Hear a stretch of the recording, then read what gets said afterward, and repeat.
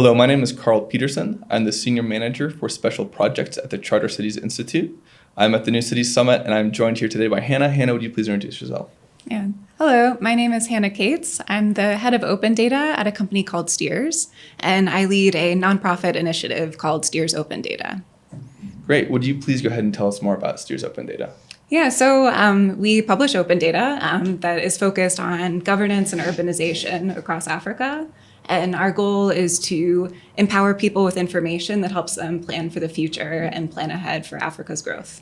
What kind of data are you collecting? Yeah, so we're working on a range of projects. So on the governance side, we have a platform where we track elections and democracy across the continent.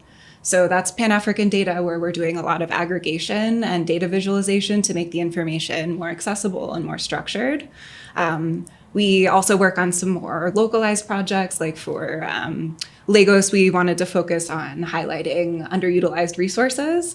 So in Lagos, where I live, traffic is horrendous. It's pretty notorious for being one of the worst in the world, and yet water transportation is really underutilized. So we created the very first map of ferry routes to help encourage people to consider taking them, because otherwise it was a completely opaque system, very informal, word of mouth, hard to figure out that the ferries even exist, let alone where they go.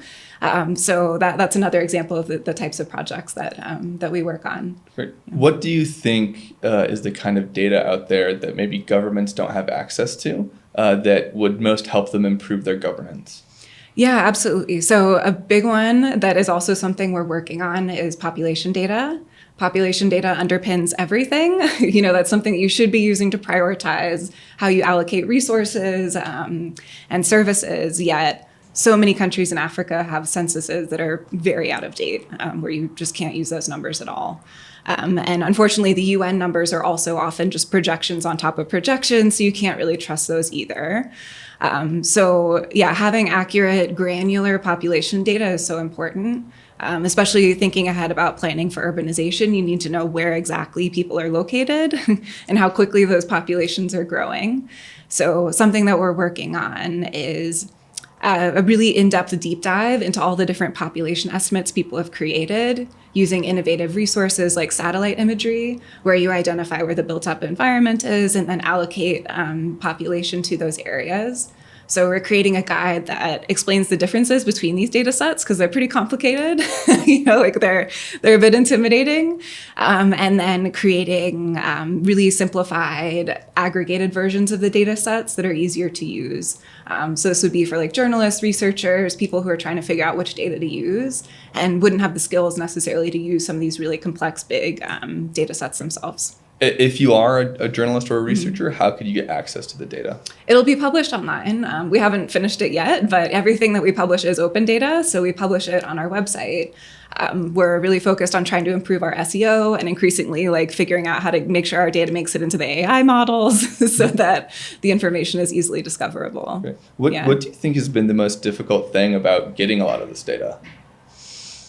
Yeah, just the lack of availability is a big one. There oftentimes the data just simply doesn't exist, so you have to go collect it yourself. Like with the example of the Lagos ferry routes, we had people go out and actually visit all these different locations where we thought there was ferry activity to confirm what was happening there, and then actually ride the ferry routes and take GPS logs. So sometimes you have to really go get it yourself. But other times the data is available, but it's piecemeal, where it's buried little bits and pieces in reports or on Wikipedia and all these different places. So what we do is then aggregate it, turn it into structured data, make it easier to get it all in one place. Great. And this is the second day of the New Cities Summit. What have you thought of the summit so far? It's been interesting. I personally am more focused on trying to improve existing cities. So for me, it's been interesting just to be in this space where everyone's thinking really big and ambitious about creating completely brand new things, and also learning about the challenges that people have experienced in that. That a lot of new cities haven't been successful yet, and what kind of lessons learned people have had from failures. So it was interesting hearing about from Stephen Jennings of Rendever, what specific strategies they're taking to try to make these new cities more appealing to help attract people to them. So yeah, so it's been interesting just being exposed to all these ideas. Do you think there are any key areas of overlap between improving existing cities and developing new ones?